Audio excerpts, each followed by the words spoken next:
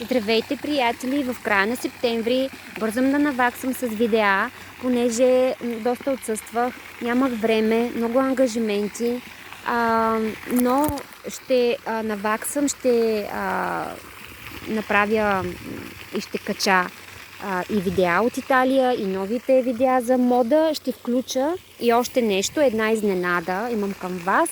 Още една тема, която страшно много ме интересува. Това ще го видите в следващото видео, за какво става въпрос. Тема, която ми е много интересна, която, така да се каже, има връзка с модата, с дизайна, с подредбата на дома. Но нека това да го говорим в следващото видео. Пак съм на моето любимо място, парка в Ямбол. Днес какво ще ви представя? Две списания.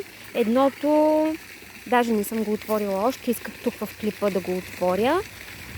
Две списания Бурда. Моите любими списания. Едното е немското оригинално списание Бурда от 1989 година. Другото е от Турция, преди 2 дена си го взех. Изчаквах да дойда тук в парка, за да го отворя. Ето, и то съдържа, разбира се, кройка. И ето го и самото списание. Какво обаче прави веднага впечатление? Ето, сами се убедете колко страници има немското списание, което е от преди 36 години. И колко страници има списание Бурда, което е от тази година.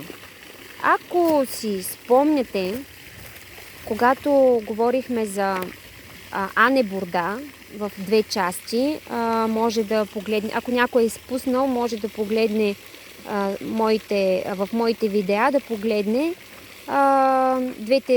двете части на историята на Ане Бурда. Там, ако си спомняте, във втората част ви казах, че дори в днешно време издателството и списанието Бурда все още съществуват все още. Най-малкият син на Ане Бурда е поел списанието, но най-малкият син Хуберт все още в град Офенбург. Но какво прави така малко и неприятно впечатление, нали ви казвам, малкото страници. Сега, верно, че цената е просто нищожна.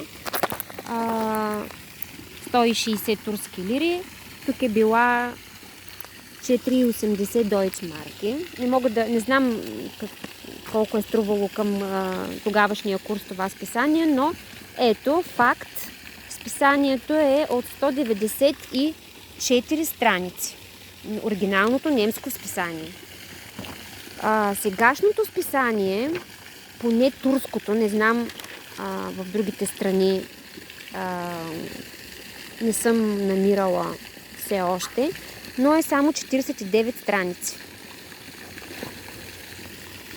Сега, кройките тук обаче са 3 в турското списание. Приложените кройки са със същото прекрасно качество на хартията, както в оригиналното списание Бурда. Много нежна, хубава. Мисля, че това е оризова хартия, ако не се бърка. Нали? Ето тази, ако не бъркам.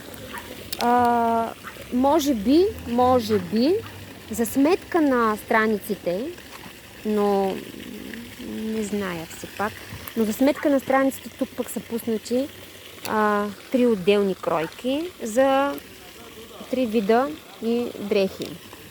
Ето тук имаме една рокля и чакайте да погледна. Да, рокля, блузка с ръкави, без ръкави. Тук е панталон, поличка и къси шорти. Доста добре. Ето ги.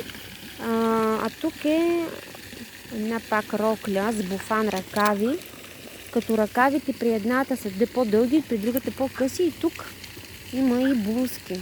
Чудесно, чудесно, но като съдържание просто е почти нищо. Има няколко, разбира се, реклами. Красиви моделчета дрехи. Между другото, тази прическа много ми харесва. Може да си направя и аз такава. Моделите, ето ги. Чудесно, но малко и кратко. Разбира се, с помощта на Google преводач ще си прочета съдържанието, но просто исках да ви покажа, да ви сравня и вие да видите в клипче за какво става въпрос. Днешната борда и борда от едно време, от 1989 година. И отново, набързо искам само да ви покажа едни модели от преди 36 години, които ако се предлагат и днес в магазин, аз съм сигурна, че ще се носят. Защото са практични и изключително красиви. Ето. На това списание специално ще обърна внимание в отделен клип, когато отново ще говорим за видовете фигури. Аз консултирах няколко жени.